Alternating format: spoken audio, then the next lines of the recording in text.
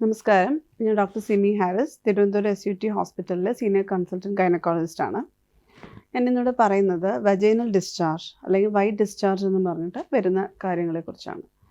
പല സ്ത്രീകളും വൈറ്റ് ഡിസ്ചാർജല്ല മെലിഞ്ഞു പോകുന്നു, അല്ലെങ്കിൽ അത് വളരെയധികം പ്രശ്നമാണ്, അത് ശരീരം വളരെയധികം ഉണങ്ങിപ്പോകുന്നു, ബാധിക്കുന്നു എന്ന് പറഞ്ഞ് വളരെയധികം സ്ത്രീകൾ ഓരോ ദിവസവും OP യിൽ സമീപിക്കാറുണ്ട്. അതിനകത്തുള്ളൊരു പ്രോബ്ലം എന്ന് വെച്ചാൽ പകുതി ഈ ഒരു ഡിസ്ചാർജ് ഫിസിയോളജിക്കൽ എന്ന് വെച്ചാൽ നോർമലി നമ്മുടെ ബോഡിയിൽ ഉണ്ടാകുന്ന പ്രോബ്ലം ആയിരിക്കും, അത് നോർമലായിരിക്കും. അത് വളരെ കുറച്ച് ശതമാനം മാത്രമാണ് അത് ഇൻഫെക്റ്റഡ് അല്ലെങ്കിൽ പ്രോബ്ലം ഉണ്ടാക്കുന്നത്. നോർമലി എന്തുകൊണ്ടാണ് നമുക്ക് ഈ ഡിസ്ചാർജ് ഉണ്ടാകുന്നത്? നമുക്കറിയാം, നമ്മുടെ മുഖത്ത് വേർപ്പ് ഗ്രന്ഥികളുണ്ട്. അതുപോലെ തന്നെയാണ് വജൈനയിലും സെക്രീഷൻസ് ഉണ്ടാകുന്നത്. അത് ചിലർക്ക് കൂടുതലായിരിക്കാം, ചിലർക്ക് കുറവായിരിക്കാം. അപ്പോൾ നോർമലി ഉണ്ടാകുന്ന സെക്രീഷൻസ് ചില ആളുകളിൽ കൂടുതലായി കാണപ്പെടുന്നു. അപ്പോൾ അതൊരിക്കലും നമ്മളതൊരു കമ്പയർ ചെയ്തിട്ട് അത് പ്രോബ്ലം ഉള്ളതാണെന്ന് പറയാൻ പറ്റില്ല. അപ്പോൾ നോർമലി വരുന്നത് എപ്പോഴൊക്കെയാണ്? നമുക്കറിയാം, നോർമലി ഓവുലേഷൻ സമയത്ത്, അണ്ടോൽപാദന സമയം, യൂഷ്വലി റെഗുലർ പീരീഡ്സ് ഉള്ളവർക്ക് ഒരു 14-15 ആ ദിവസങ്ങളിലെല്ലാം ഡിസ്ചാർജസ് വളരെ കൂടുതലായിരിക്കും. അത് നോർമലാണ്, കാരണം നമ്മുടെ ബോഡിയിൽ ഉണ്ടാകുന്ന ഹോർമോൺസിൻ്റെ ഒരു ഇൻഫ്ലുവൻസിൽ ഉണ്ടാകുന്ന ആ ഡിസ്ചാർജാണത്. അത് യൂഷ്വലി നോർമലാണ്. അത് പലപ്പോഴും കുട്ടികളും അല്ലെങ്കിൽ മുതിർന്നവരായാലും ശരി, അത് തെറ്റിദ്ധരിച്ച് അത് ഡിസ്ചാർജ് ആണെന്ന് കരുതാറുണ്ട്.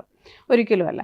പിന്നെ അതുപോലെ തന്നെ പീരീഡ്സിന് തൊട്ട് മുന്നേ ഉണ്ടാകുന്ന ഡിസ്ചാർജ്, പീരീഡ്സിന് തൊട്ട് മുന്നേ ഈ പറഞ്ഞ കണക്ക് ഒരു യൂട്രസിൻ്റെ ലൈനിങ് ഷെഡ് ചെയ്ത് പോകുന്നതാണ് പീരീഡ്സ് എന്ന് പറയുന്നത്. അപ്പോൾ അതിന് മുന്നേ തന്നെ എക്സസ് ആയിട്ട് അത് വരാനുള്ള ടെൻഡൻസി കാണിക്കും. അതും നോർമലായിട്ടാണ് കരുതുന്നത്.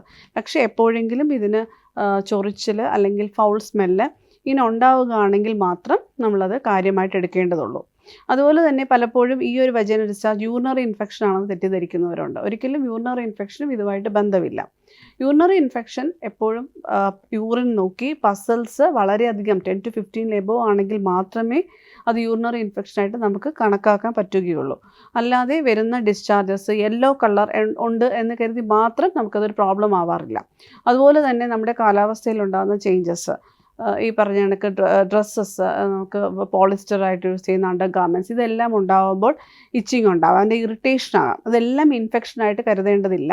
അതുപോലെ തന്നെ പാർട്ട്ണറിന് ഡയബറ്റിസ് അല്ലെങ്കിൽ അങ്ങനെയുള്ള അസുഖങ്ങളുള്ളവരെ ബന്ധപ്പെടുമ്പോൾ അവർക്ക് ഫംഗൽ ഇൻഫെക്ഷൻ്റെ ചാൻസ് കൂടുകയും എപ്പോഴും റെക്കറൻ്റായിട്ട് വജൈനൽ ഡിസ്ചാർജ് അല്ലെങ്കിൽ ഫൗൾ സ്മെല്ലിംഗ് ഇൻഫെക്ഷൻസ് ഉണ്ടാകാനുള്ള ചാൻസ് ഉണ്ട്. അപ്പോൾ അതുകൊണ്ട് തീർച്ചയായിട്ടും ഈ ഡിസ്ചാർജ് ഉള്ളപ്പം പാർട്ട്ണറെയും കൂടി ട്രീറ്റ്മെൻറ്റിൻ്റെ ഭാഗത്തിൽ ഉൾപ്പെടുത്തേണ്ടതുണ്ട്.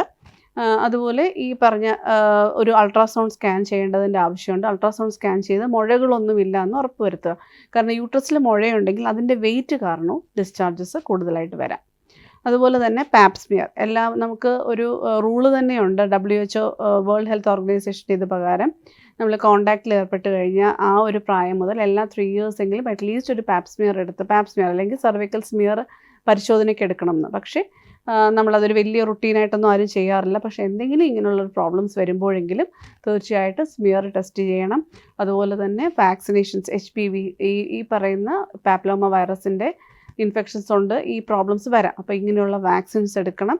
ഇതെല്ലാം ഡോക്ടറെ കണ്ട് പരിശോധിച്ച് കുഴപ്പമൊന്നുമില്ല എന്ന് ഉറപ്പ് വരുത്തുക.